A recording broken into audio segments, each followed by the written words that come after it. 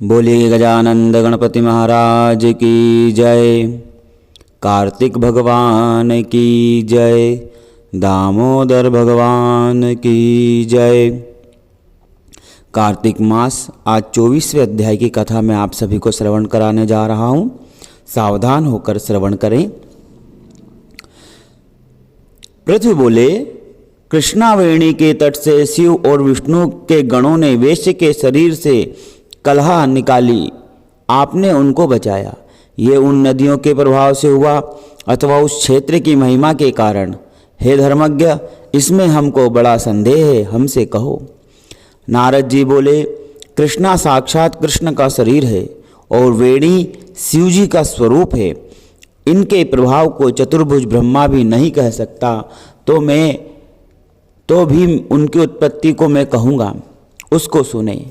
पहले चाक्षुषा मनवंतर में ब्रह्मा जी ने रमणीक सह्याद्री के शिखर पर यज्ञ करना चाहा था।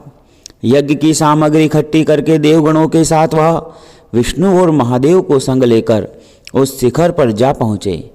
ब्रह्मदेव मुहूर्त में भृगु आदि ने उसकी दीक्षा विधान के लिए प्रीतिपूर्वक समाज को और उनकी स्वरा नाम की पत्नी को बुलाया, लेकिन उसने वहां आने में विलंब लगाया।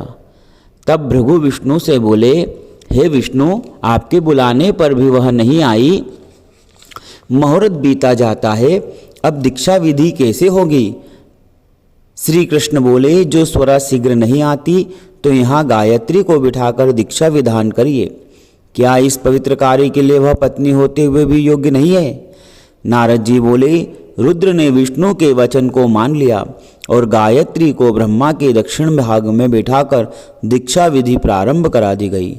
जितनी देर में मुनीश्वरों ने दीक्षा विधि पूरी की, इतने समय में यज्ञ स्थल पर स्वरा आ गई और गायत्री को ब्रह्मा के संग दीक्षा की हुई देखकर सोतपने के ईर्ष्या भाव से क्रोध कर बोली, जहाँ अपूज्यों का पूजन होता है और पूज्यों का पूजन नहीं होता है, वह दुर्भिक्ष, मरण और भय, ये 3 फल होते हैं।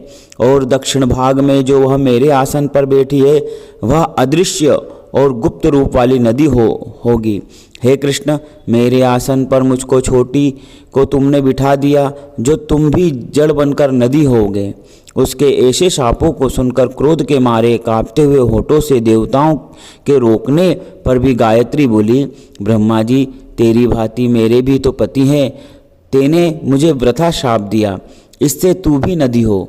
नारद जी बोले, फिर शिव विष्णु सब देवता हाहाकार कर दंडवत करके स्वरा से प्रार्थना करने लगे, हे देवी, अब जो हम ब्रह्मादिक सब देवों को तुमने शाप दिया जिससे हम सब जड़भूत नदी बन जाएंगे, तो ये तीनों लोक नष्ट हो जाएंगे।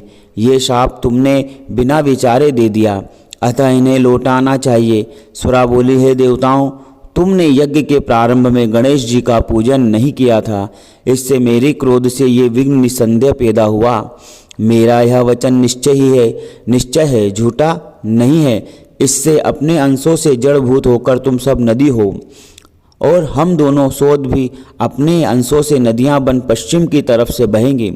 नारद जी बोले, स्वरा के ऐसे वचनों को सुनकर ब्रह्मा, विष्णु और शिव ये सब जड़भूत होकर अपने अपने अंश से नदी हो गए। वहीं विष्णु कृष्णा नदी, शिव वेणी और ब्रह्मा कुकुदनी नदी हुई। अन्य देवता भी अपने अपने अंशों से जड़ करके सहचल की शिखरों से नदी होकर अलग अलग बहने लगे। पूर्व वाहिनी नदियाँ देवताओं से तथा पश्चिम वाहिनी हजारों नदियाँ उनकी स्त्रियों के अंश से उत्पन्न हुई। गायत्री और स्वरा पश्चिमी वाहिनी नदियाँ सावित्री नाम से प्रसिद्ध हुई। ब्रह्मा जी ने उस यज्ञ में विष्णु और शिव इन दोनों की स्थापना की, जो महाबल और अतिबल नामक देवता हुए। कृष्णा और वेणी के उपाख्यान को जो सुनेगा और जो सुनावेगा, उसको उनके दर्शन और तीर्थ स्थान का फल प्राप्त होगा। बोले गोपाल कृष्ण भगवान की जय। चैनल को लाइक, कमेंट, शेयर अवश्य करें। कथा यदि समझ में ना आए तो पूर्व की कथाओं को श्रवण करें। जय श्री कृष्ण।